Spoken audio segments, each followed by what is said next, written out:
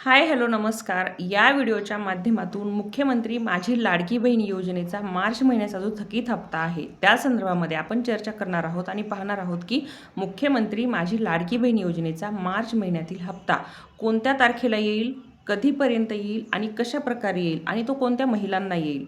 तर या संदर्भामध्ये आपण सविस्तर माहिती पाहूयात. त्याआधी सर्वात महत्त्वाचं म्हणजे 1,500 रुपये हे तर महिन्याकाठी मिळतच आहेत सर्व महिलांना. पण यासोबतच सरकारकडून काही अशाही योजना आणि अशाही सरकारी नोकरीचे पर्याय आहेत तेही मी तुम्हाला सांगू इच्छिते, ज्याच्यामध्ये की फक्त 10वी किंवा 12वी पास असणं जरुरी आहे आणि त्यामध्ये परीक्षा पण देण्याची तुम्हाला गरज नाही. अशा काही सरकारी नोकरीच्या संधी देखील आहेत. मी आपल्या या चॅनलवरती व्हिडिओ टाकलेले आहेत. 10वी 12वी पास या फक्त लेडीज जेंट्स सर्वांसाठी या अवेलेबल आहेत. अशा नोकरीच्या संधी त्यामध्ये तुम्हाला फक्त ऑनलाईन फॉर्म करेक्ट भरायचा आहे.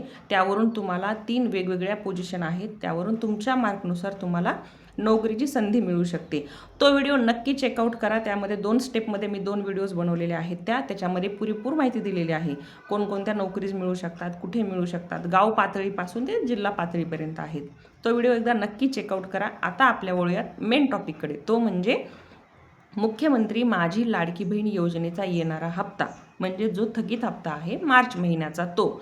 तर आता या संदर्भामध्ये सांगायचं झालं तर बरेच जण असं म्हणत आहेत, सोशल मीडियावरती बऱ्याच न्यूज अशा येत आहेत की मुख्यमंत्री माझी लाडकी बहीण योजना बंद झाली की काय, कारण की त्याचे हप्ते वेळेत पण येत नाही आहेत आणि बऱ्याच महिलांना हप्तेच येत नाही आहेत. याचं कारण काय आहे? मुळात तर पात्र अपात्रतेच्या अटी खूप जास्त प्रमाणात आता चेंज झालेल्या आहेत, खूप जास्त प्रमाणात आता स्ट्रिक्ट केलेलं आहे. त्यामुळे बऱ्याच महिला अपात्र होत आहेत सगळ्यात पहिल्यांदा. तर ज्या महिलांना येत नाही आहे हप्ता, त्यांनी सर्वात पहिली पात्रतेच्या अटी चेक कराव्यात की त्यामध्ये आपण बसतो का. जर पात्रतेच्या अटीमध्ये तुम्ही बसत असाल तर तुम्हाला काय प्रॉब्लेम झालेला असू शकतो, तर त्यामध्ये असू शकते तुमची KYC पेंडिंग किंवा चुकीच्या पद्धतीने केलेली KYC.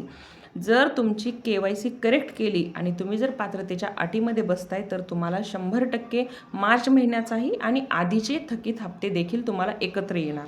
मग आता यासाठी काय करावं लागेल तुम्हाला? सर्वात पहिल्यांदा म्हणजे तुम्ही तुमचे डॉक्युमेंट्स सगळे, कोणत्याही प्रकारे डॉक्युमेंट्स फेक अपलोड नसावेत, क्लिअर चांगल्या पद्धतीने डॉक्युमेंट्स अपलोड असणं जरुरी आहे. आणि दुसरी महत्त्वाची गोष्ट म्हणजे तुमचं आधार बँकेशी लिंक असणं जरुरी आहे.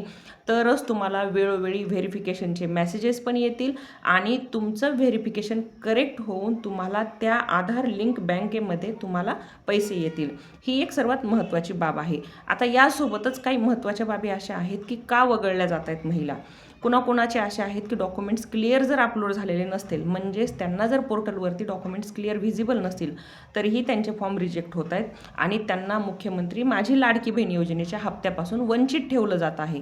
त्यामुळे ह्या गोष्टींची सर्वात पहिले पडताळणी करून घ्या. परत एकदा पोर्टलवरती जा, तुमच्या वैयक्तिक आधार लिंक जे काही नंबर आहेत त्याच्यानुसार तुमचं पोर्टल ओपन करा, तुमचं त्यातलं अकाउंट ओपन करा आणि पहा की तुमच्या अकाउंटच्या मध्ये समोर तिथे काही असा रिमार्क दाखवत आहे का ज्यामुळे तुमचा लाडकी बहिणीचा येणारा हप्ता थकू शकतो किंवा इथून पुढे तुम्ही अपात्र होऊ शकता. तिथे रिमार्कमध्ये क्लिअर हे मेन्शन केलेलं असतं. ही गोष्ट नक्की चेकआउट करा. त्यानंतर आपण याच्यामध्ये काही महत्त्वाच्या बाबी, जसं की आधार बँक लिंक आहे का, ही खूप महत्त्वाची बाब आहे. ठीक आहे, त्याच्यामध्ये काही चुकीची माहिती दिलेली जर असेल तुम्ही, तर ती तुम्ही परत एकदा करेक्ट करा, तपासून एडिट करून ती करेक्ट करा. त्यानुसारही तुम्हाला फरक पडू शकतो. जर तुम्ही डुप्लिकेट अर्ज केला असेल किंवा तुमच्या नावाने अजून दुसऱ्याही कुणी अर्ज अपलोड केला असेल, असं बऱ्याचदा झालेलं आहे.